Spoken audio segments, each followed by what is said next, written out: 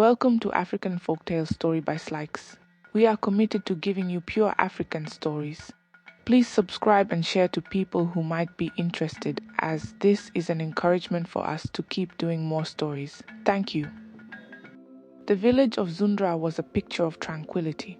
Nestled in the heart of the Afrinese highlands, it was surrounded by rolling green hills and dense forests alive with the songs of birds. The villagers lived simple, joyful lives untouched by the troubles of the outside world. Farmers tilled the fertile soil, artisans crafted wares with skill passed down through generations, and the laughter of children echoed through the dirt streets. But all of that changed with Afia's death. Afia was the light of Zundra, a seamstress known for her radiant smile and nimble hands. She could weave the simplest cloth into works of art, and her cheerful presence brought warmth to everyone she met. So when she didn't appear at the market one morning, her absence was noticed immediately. Her neighbors knocked on her door, calling her name, but there was no answer. Eventually, they pushed the door open and stepped inside. The sight that greeted them froze the blood in their veins. Afia lay motionless on her mat, her face pale and her lips tinged blue. Her neck bore two strange puncture marks like the bite of a serpent. Yet there were no signs of a struggle, no broken furniture, no overturned baskets, nothing to suggest she had been attacked. She had simply died. The villagers were stunned. Zundra was a place of safety and peace. Serpents rarely ventured into homes, and even when they did, no snakebite could kill so swiftly or leave no other wounds. Whispers of curses and evil spirits began to spread, but no one dared speak them aloud. Afia was buried with heavy hearts, and the villagers tried to move on, but the shadow of her death lingered. Then it happened again. Nia, the village storyteller, was beloved by all. Her voice wove tales so vivid that listeners felt as though they were living them. One evening, after captivating the children with a story by the village bonfire, Nia returned to her hut. The next morning she too was found lifeless, her neck bearing the same puncture wounds. Fear gripped the village like a vice. Two young women, full of life and promise, taken in the span of a week. The villagers began locking their doors at night, whispering prayers to the ancestors for protection. Parents forbade their daughters from wandering too far from home, and even the bravest among them avoided the forest after dark. Some whispered of an angry spirit seeking vengeance for some unknown wrong. Others spoke of a powerful curse cast upon the village by a jealous rival. But no one had answers, and the deaths continued to hang over Zundra like a storm cloud. The once lively village grew quiet, its streets empty and its people weary. No one knew who or what would strike next. And so the shadow over Zundra deepened, and the seeds of dread took root. Unseen and unknown, a deadly force crept closer, waiting for its next victim. As Zundra struggled to make sense of the dark cloud hanging over it, a man arrived in the village.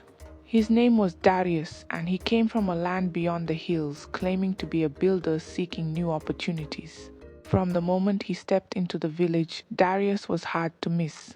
He was tall and broad-shouldered, with skin the color of polished ebony and a smile that could charm even the wariest heart. His voice carried a smoothness that seemed to ease the tension in the air, and his laugh was warm and inviting. It wasn't long before his presence began to shift the mood in Zundra. The men admired his confidence and strength. He worked tirelessly, lending his skills to repair old homes and craft new structures with an artistry that left even the elders impressed. The women, however, were drawn to more than his craftsmanship.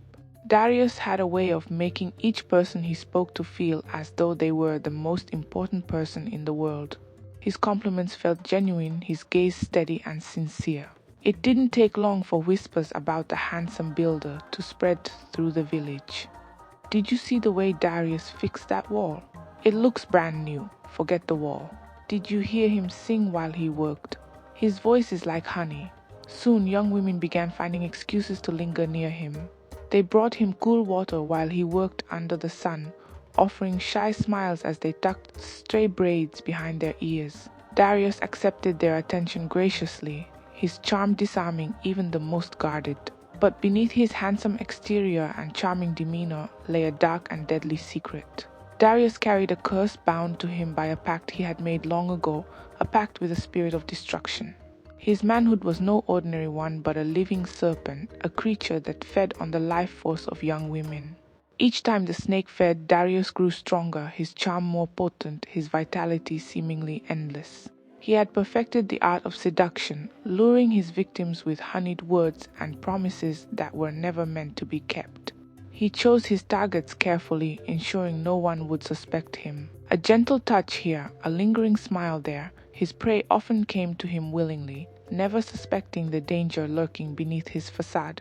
The village's grief over the recent deaths seemed to play perfectly into his plans. As people sought solace and distraction, Darius offered both. He became a light in their darkness, a source of hope in their despair. And yet his arrival marked the beginning of even greater tragedy. For while Zundra welcomed him with open arms, Darius began to weave his web, drawing his next victims closer. Unseen and unchallenged, the serpent within him hungered, waiting for the moment to strike again. The village had no idea the charming stranger among them was the very shadow they feared. While the people of Zundra began to embrace Darius, a young woman named Amara made her way to the village. She arrived at dusk, the setting sun casting long shadows across the winding path that led into Zundra. Her arrival was quiet, marked only by the soft crunch of her footsteps and the bundle of herbs she carried slung across her shoulder. Amara was no stranger to sorrow. Just weeks earlier, she had lost her beloved sister Talia to a mysterious death in her own village. Talia had been found lifeless in her hut, her neck marked by the same strange puncture wounds that had claimed Afia and Naya. The healers had been baffled, unable to determine the cause of death, and the village elders had attributed it to dark forces beyond their understanding. But Amara was not one to accept superstition without question. She had always been a seeker of truth, a woman whose sharp mind and sharper instincts made her a respected herbalist despite her youth. When the whispers of similar deaths reached her from Zundra, she felt an urgency she couldn't ignore. She packed her few belongings and set out for the neighboring village, determined to find answers. Her arrival in Zundra was met with little fanfare. The villagers were too preoccupied with the recent tragedies and too charmed by Darius's presence to pay much attention to the quiet newcomer. Amara found lodging with her aunt Kissy, who welcomed her with open arms but spoke in hushed tones about the shadow over the village. "The women, they are dying," Kissy said as she served Amara a bowl of steaming yam porridge. Her voice trembled as she spoke. "First Afia, then Nia, no one knows why. Some say it is a curse, others a spirit of vengeance. And now," Casey's voice faltered as she glanced toward the window. "And now what?" Amara pressed, setting down her spoon. Casey hesitated, then sighed. "And now there is Darius." "Darius?" Amara's brows furrowed. Casey nodded. "He came to the village not long after the deaths began. He is a builder, handsome and kind. Everyone loves him, especially the young women. He has brought some light back to the village, but..." She hesitated again, her voice dropping to a whisper. "Something about him feels off." Amara felt a prickle of unease at her aunt's words. The pieces of the puzzle were beginning to form a picture in her mind, though it was still unclear. The next day, as she walked through the village, Amara caught her first glimpse of Darius. He was working on the frame of a house, his shirtless form glistening with sweat as he laughed with a group of women who watched him from a distance. His charm was undeniable, his presence magnetic. Yet, as Amara observed him, a strange feeling churned in her gut, a mix of suspicion and dread. Unlike the other women who seemed entranced by Darius, Amara saw something beneath his smile, something dark and calculated. She resolved to keep a close eye on him, her instincts warning her that he was more than he appeared to be. As the sun dipped below the horizon and the village settled into uneasy slumber, Amara lay awake, her mind racing with questions. Who was Darius? And could he be connected to the deaths in Zundra and the one that had claimed her sister? Her resolve hardened. She had come to Zundra seeking answers, and she would not leave until she found them. Amara's days in Zundra were spent quietly observing the villagers, especially Darius. While others were drawn to his charm and confidence, she maintained a careful distance, watching him closely. At first, she couldn't place what made him unsettling. His smile was disarming, his laughter infectious, and his work undeniably impressive. Yet there was something too perfect about him, too calculated in the way he moved and spoke. She noticed how the women around him seemed to change. They would laugh and blush in his presence, but over time their energy would fade. Jara, a lively young farmer who often brought water to Darius while he worked, was the first Amara noticed. Jara had always been full of life, her laughter ringing through the village like a bell. But after a week of spending time with Darius, her vibrant spirit dulled. Her once bright eyes seemed hollow, and she no longer joined the evening dances by the fire. Amara's suspicion deepened. She observed Lena, a skilled basket weaver. Lena had always been strong and independent, her hands quick and sure as she worked. But after sitting near Darius one evening, captivated by his stories, Lena began to complain of fatigue. She stopped weaving altogether, saying she no longer had the strength. "What's happening to them?" Amara wondered aloud one evening as she sat with her aunt Casey. Casey shook her head, her face lined with worry. "It's the same as before. They grow weaker and weaker, and then..." Her voice broke. "And then we find them lifeless." Amara frowned. "Doesn't anyone question why? Why these women? Why now?" Casey sighed heavily. "People are too afraid to ask questions. They believe it's the work of spirits or some curse we've brought upon ourselves. And with Darius here, many would rather focus on his charm than the truth." Amara leaned back, her mind racing. She couldn't shake the feeling that Darius was connected to the deaths. The coincidence was too strong. His arrival and the pattern of the women's decline were impossible to ignore. She decided to test her theory. The next day, she approached Nia, a quiet but kind girl who often helped Darius carry tools and supplies. Nia's face lit up when Amara offered to walk with her to the river where they spoke about life in the village. Slowly, Amara steered the conversation toward Darius. "He seems to have everyone's attention," Amara said casually. Nia blushed. He's kind, and so handsome. I've never met anyone like him." Amara nodded, watching Nia closely. "But do you feel different? Tired, maybe, since spending time with him?" Nia hesitated, her brow furrowing. "Now that you mention it, I have been more tired than usual. I thought it was the heat or the extra work, but..." Her voice trailed off. Amara's heart sank. It was exactly as she suspected. Darius was connected to the women's exhaustion and their eventual deaths. But how? Her resolve hardened. She needed more answers, and she needed to act quickly. The village was too entranced by Darius to see the danger he posed. If no one else would uncover the truth, then she would do it alone. That night, as Zundra's huts glowed softly under the moonlight, Amara lay awake formulating a plan. She would confront the darkness head-on, no matter the cost. The lives of the women in Zundra and her sister's memory depended on it. Amara was now certain of one thing. Darius wasn't just a stranger. He was the shadow that had fallen over Zundra. Determined to uncover the truth behind Darius and the strange deaths in Zundra, Amara decided to seek guidance from the only one who might have answers: the Oracle of Nyembo Forest. The villagers often spoke of the Oracle in hushed tones, describing her as a powerful seer who lived deep within the shadowy woods, a place few dared to venture. At dawn, Amara packed a small satchel with herbs, water, and a knife for protection. Casey tried to dissuade her. "The Oracle's forest is not a place for the faint-hearted," her aunt warned, her voice trembling. "Spirits roam there, and the Oracle herself is unpredictable." "I have no choice," Amara replied firmly. "The deaths will not stop unless someone does something. If I must face spirits to save this village, then so be it." With a final embrace, Amara left her aunt's hut and headed toward the forest. The villagers watched her go, some whispering prayers for her safety, others shaking their heads in disbelief at her bravery or foolishness. The Nyembo forest was dark and dense, its towering trees blotting out much of the sunlight. The air was thick with the scent of damp earth and the calls of unseen creatures. As Amara moved deeper into the woods, a strange stillness settled around her. The usual sounds of the forest, chirping birds and rustling leaves, vanished, replaced by an eerie silence. Finally, she reached a small clearing where the oracle's hut stood. It was made of weathered wood and adorned with bones, feathers, and strange carvings. Smoke curled from its chimney, carrying the scent of herbs and something unidentifiable. Amara hesitated for a moment before stepping closer and calling out, "Oracle, I seek your wisdom." The door creaked open and a figure emerged. The oracle was an older woman, her silver hair braided and adorned with beads. Her eyes were sharp and piercing, as though she could see straight into Amara's soul. She leaned on a staff carved with symbols that seemed to shift and shimmer in the light.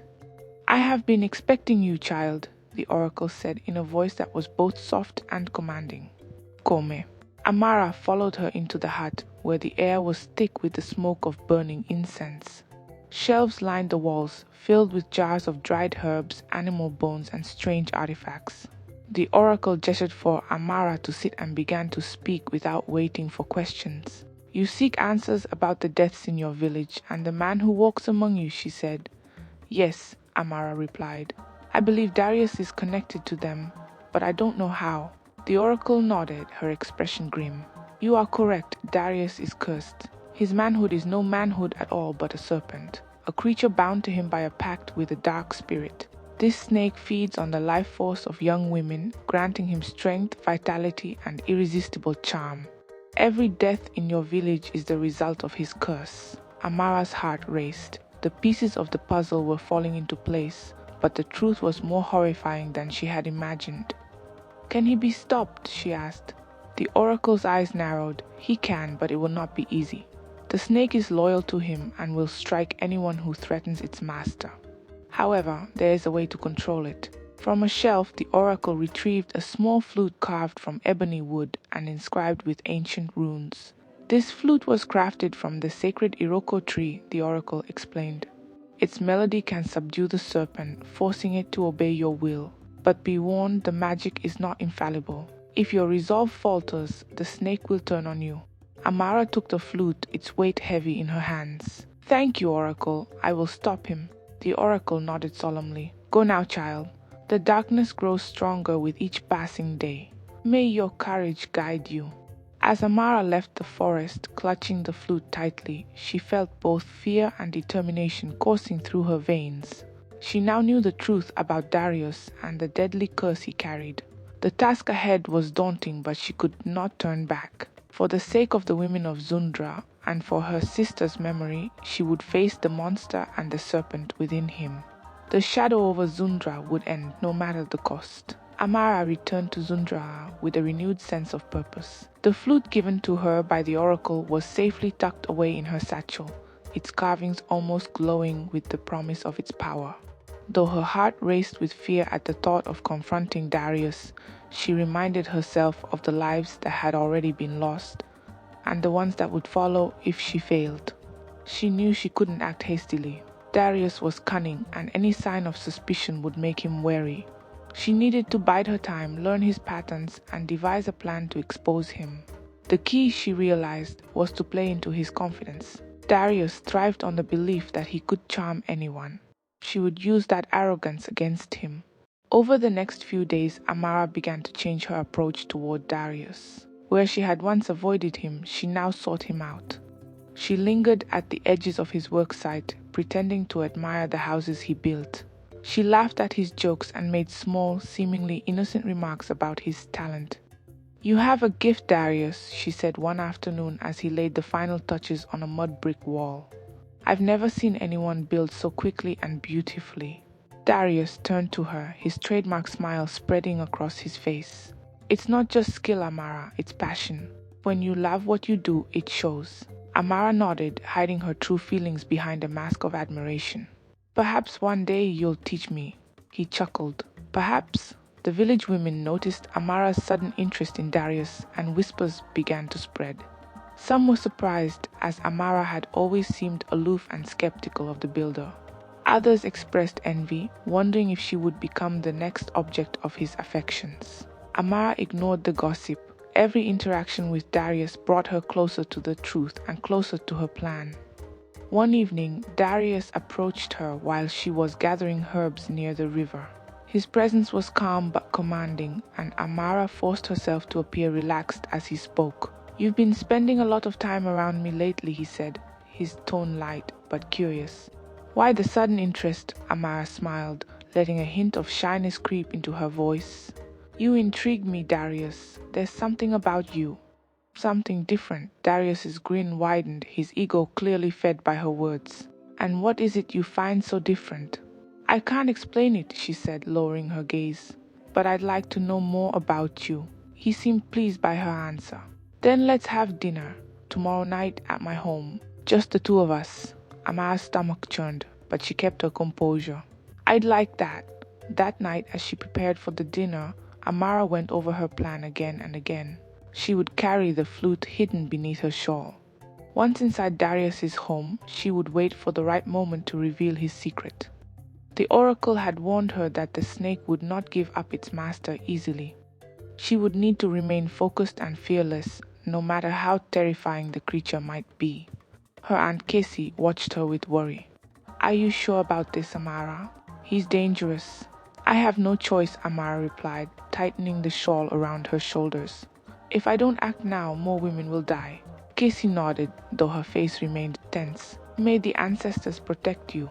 The following evening, Amara arrived at Darius's home, a modest but well-crafted hut at the edge of the village. The structure glowed warmly in the moonlight, its walls adorned with intricate carvings that spoke of Darius's skill. He greeted her at the door with his usual charm, dressed simply but with an air of confidence that made him all the more alluring. Come in, he said, stepping aside to let her pass. The interior of the hut was as carefully crafted as its exterior. Candles flickered on every surface, their soft light casting long shadows across the room.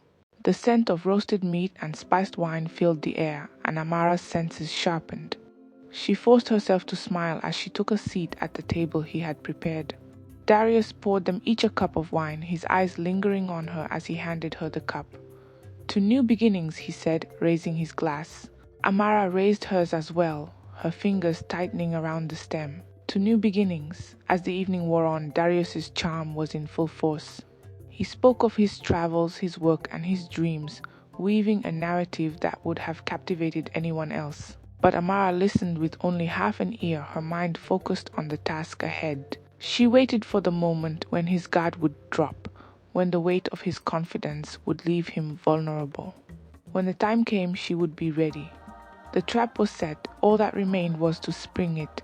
The soft flicker of candlelight filled Darius's hut, casting shadows that seemed to dance along the intricately carved walls. Amara sat across from him at the small table, her face calm despite the storm brewing inside her.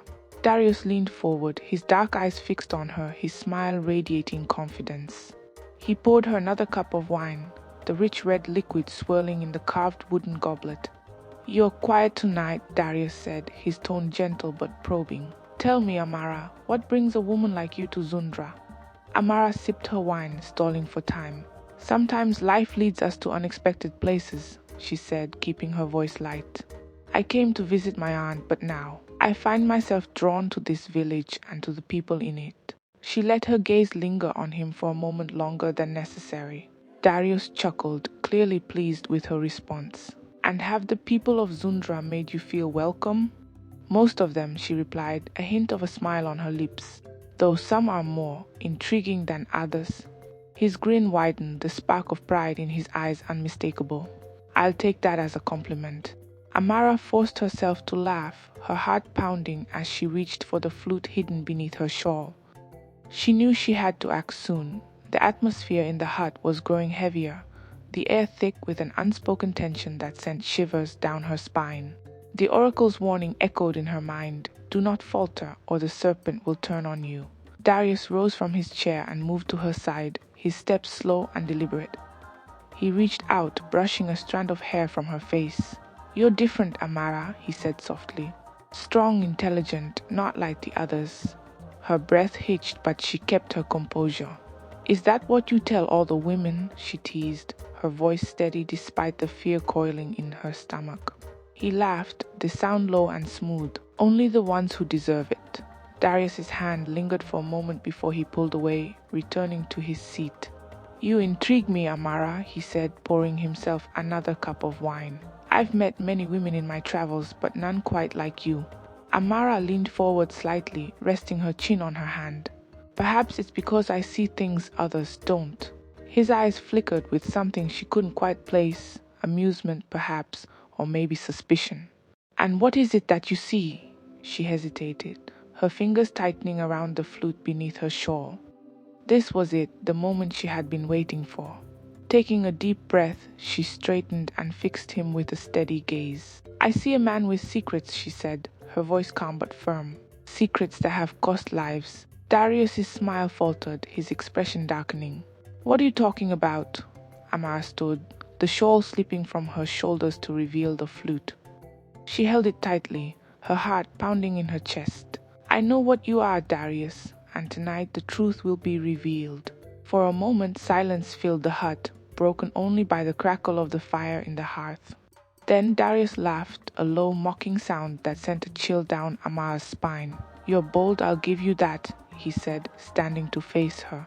"But you don't know what you're dealing with." He took a step forward, his movements slow and predatory. "You think you can stop me, you, a mere herbalist with a flute?" His voice dripped with disdain, but there was a flicker of uncertainty in his eyes. Amara raised the flute to her lips, her hands trembling slightly.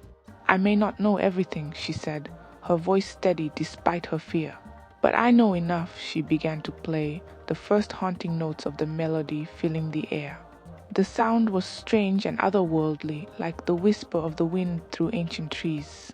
Darius froze, his body tensing as the magic of the flute took hold. His face contorted in pain and he clutched his stomach, a guttural growl escaping his lips. "No," he snarled, his voice distorted. "You don't understand, stop." But Amara didn't stop. The melody grew louder, more commanding, and the air in the hut seemed to pulse with power. Darius fell to his knees, his body convulsing as the creature within him began to stir. From his trousers the serpent emerged. It was massive, its black scales glistening in the candlelight, its eyes glowing with a malevolent red light. The creature hissed, its fangs dripping with venom as it coiled around Darius's body. The sight was horrifying, but Amara held her ground. She played faster, her fingers moving deftly over the flute as the snake writhed, caught in the spell of the music. The door of the hut burst open as villagers, drawn by the strange sounds and Darius's cries, gathered outside. Their torches cast flickering shadows on the walls as they stared in shock at the scene before them. "What is that?" someone whispered, their voice trembling. Amara didn't answer. Her focus was entirely on the serpent, its movements growing more frantic as the melody wove its spell. She could feel the tension in the air, the weight of the moment pressing down on her. Darius's voice, now hoarse and desperate, broke through the chaos. "You'll regret this, Amara. You don't know what you're unleashing." But she did. She knew exactly what she was doing, and she wouldn't stop until the monster was defeated. The air in Darius's hut grew thick with tension as the serpent fully emerged, its massive body coiling and uncoiling, filling the room with a low, menacing hiss. Its eyes glowed red, reflecting the flickering candlelight, and its fangs dripped venom that sizzled as it hit the wooden floor. The villagers who had gathered outside gasped in horror, their whispers blending into a rising tide of panic. "What is that creature?" one man asked, his voice trembling. "It's a snake," another woman cried, clutching her child. "A demon!" Inside the hut, Amara kept her focus on the flute, the haunting melody controlling the serpent's movements. She could feel its fury, its primal urge to lash out, but the music held it in check. Her fingers moved deftly over the instrument, each note weaving a spell of restraint around the monstrous creature. Darius, still on his knees, looked up at her with a mixture of rage and desperation. "You don't understand what you're doing," he shouted, his voice distorted and guttural. "This isn't just a snake, it's my life." Amara's gaze remained steady. "And how many lives have you taken to sustain your own?" she demanded, her voice cutting through the chaos. "How many innocent women have died because of you?" Darius's expression twisted with pain, but not from guilt. The snake, bound to him by the dark magic of his curse, was now fighting against the music's control. It lashed out, its body snapping toward Amara, but the melody forced it back, its massive form writhing in agony. The villagers, drawn closer by the commotion, crowded the doorway of the hut. Their eyes widened in disbelief as they took in the scene, the monstrous serpent, Darius's contorted figure, and Amara standing firm with the flute to her lips. "What is happening?" an elder whispered, clutching his walking stick. Amara lowered the flute briefly, her voice ringing out with authority. "This man is cursed. He carries a serpent bound to him by dark magic, a creature that feeds on the life force of women. He is the reason for the deaths in our village." The crowd erupted into shocked murmurs. Many of them had adored Darius, falling for his charm and kindness. To hear that he was responsible for the tragedies that had plagued Zundra was almost too much to comprehend. "Lies!" Darius roared, his voice desperate. "She's deceiving you. I am not the monster. Here she is." But his words fell flat. The serpent's presence was undeniable, its massive form a living testament to the truth. As it thrashed against the magic of the flute, the villagers stepped back, fear and anger warring in their hearts. Amara raised the flute again and resumed playing, the melody growing louder and more forceful. The serpent hissed and recoiled, its movements growing slower, its strength waning. Darius's cries became more frantic as he realized he was losing control of the creature and himself. "You don't know what you're doing," he shouted. "I made the pact to survive. I had no choice." Amara paused, her fingers hovering over the flute. "No choice," she repeated, her voice cold. "You chose to sacrifice others for your own gain. You chose to take lives to sustain your curse." Darius' face twisted with fury. "You think you're better than me. You don't understand what it's like to be desperate, to cling to life no matter the cost." Amara's gaze hardened. "Perhaps not. But I know this, your desperation doesn't justify the lives you've taken. Tonight it ends." She began to play again, her melody now sharp and commanding. The snake writhed violently, its body crashing against the walls of the hut, knocking over furniture and scattering the few belongings Darius had. The villagers watched in stunned silence, their fear giving way to awe as they realized that Amara was winning. The serpent's movements slowed, its massive form slumping to the floor as the magic of the flute drained its strength. Darius, still bound to the creature, screamed in agony as the connection between them began to break. His body convulsed, his cries echoing through the night. "Please," he begged, his voice raw. "Stop, I'll leave, I'll never return." Amara didn't falter. She knew that sparing him would only allow the curse to continue elsewhere. The monster had to be destroyed, and with it, the man who had allowed it to thrive. With a final piercing note, Amara directed the serpent's energy back toward Darius. The creature turned, its glowing eyes locking onto its master. In one swift motion it struck, sinking its fangs into his neck. Darius let out a final, blood-curdling scream before collapsing to the ground, lifeless. The serpent hissed once more before dissolving into ash, its body consumed by the magic that had bound it. The hut fell silent, save for the crackle of the dying fire and the heavy breathing of the onlookers. Amara lowered the flute, her hands trembling. She looked down at Darius's lifeless body, a wave of exhaustion washing over her. The weight of what she had just done, what she had uncovered, settled heavily on her shoulders. The villagers stared in stunned silence, their fear giving way to a mixture of gratitude and sorrow. One of the elders stepped forward, his voice shaky but firm. "You've saved us, Amara. You've ended the curse." Amara nodded, though her heart was heavy. "I only did what needed to be done." As the villagers began to disperse, murmuring prayers of thanks and mourning the lives that had been lost, Amara stepped outside. The cool night air brushed against her skin, and for the first time in weeks she felt a glimmer of peace. The shadow over Zundra had lifted, but the memory of the darkness would linger, a reminder of the monster who had walked among them and the courage it took to defeat him. The night air in Zundra was still heavy with the weight of what had just transpired in Darius's hut. The villagers lingered outside, murmuring in hushed tones as they tried to make sense of the horror they had witnessed. Inside, Amara stood over Darius's lifeless body, her chest rising and falling with each deep breath. The flute in her hand felt heavier than ever, its carved surface warm from her grip. She had done it. The serpent was destroyed, and the man who had brought death to Zundra was no more.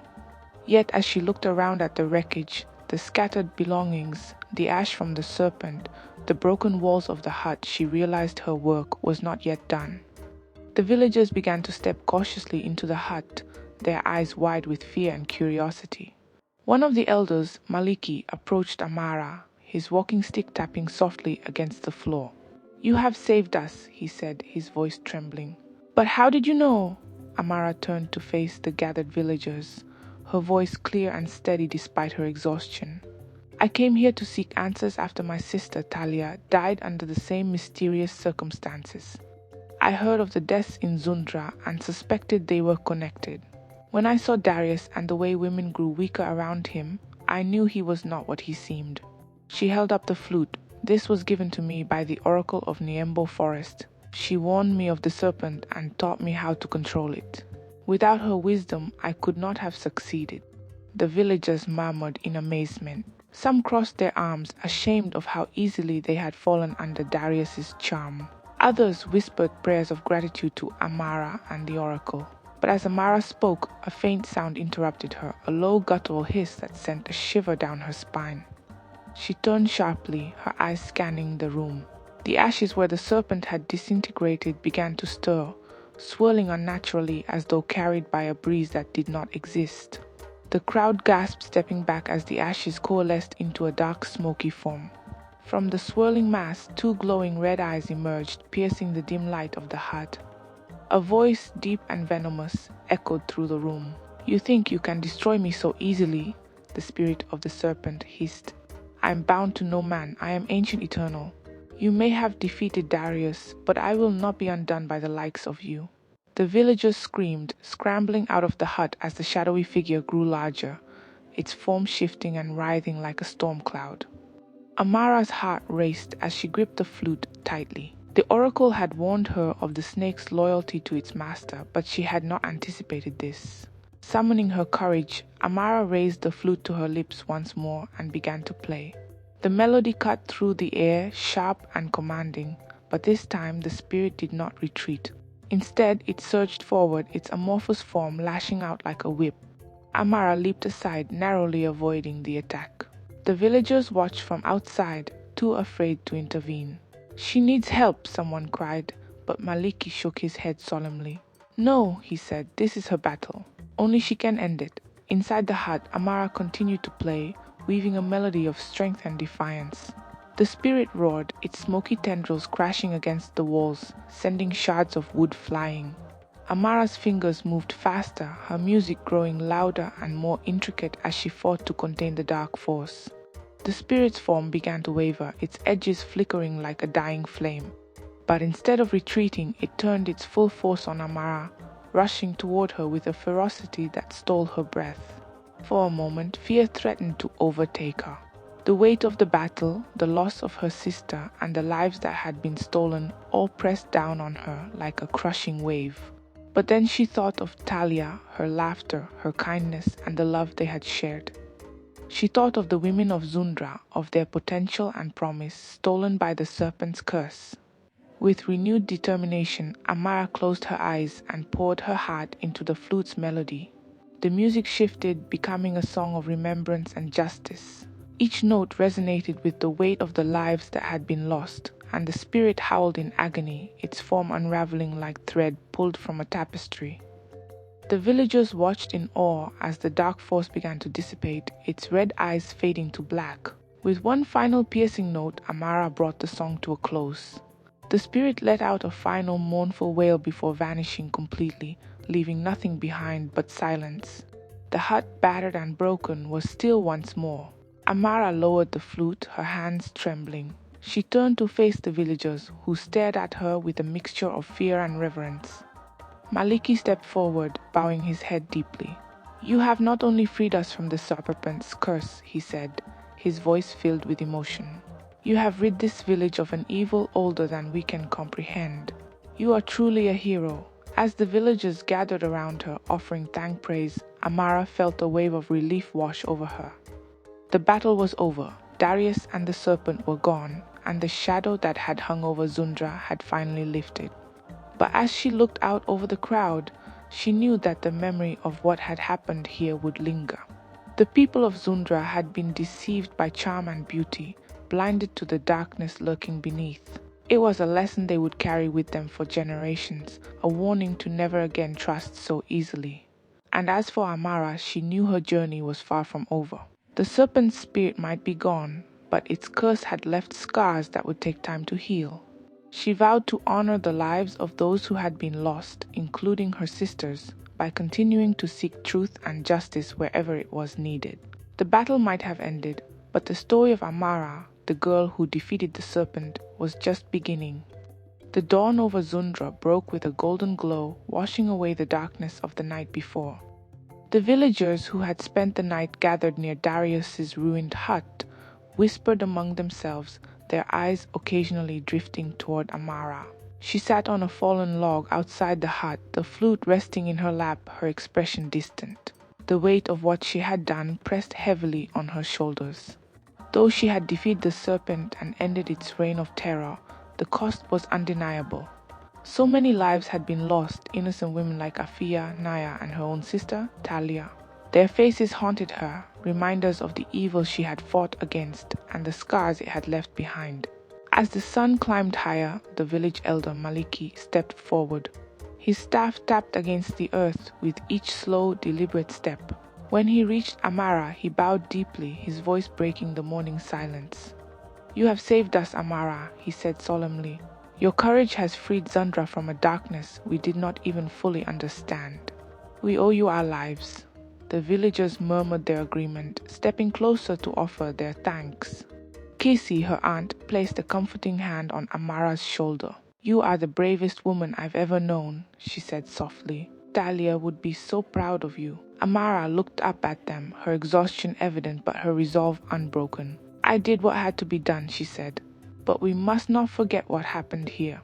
We must remember the lives that were lost and learn from this. Evil often wears a beautiful mask, and we must always be vigilant." Over the next few days, the village worked together to rebuild Darius's hut into something new, a place of healing and remembrance. The women who had died were honored with ceremonies, their names spoken with reverence as the villagers vowed never to let such darkness take root again.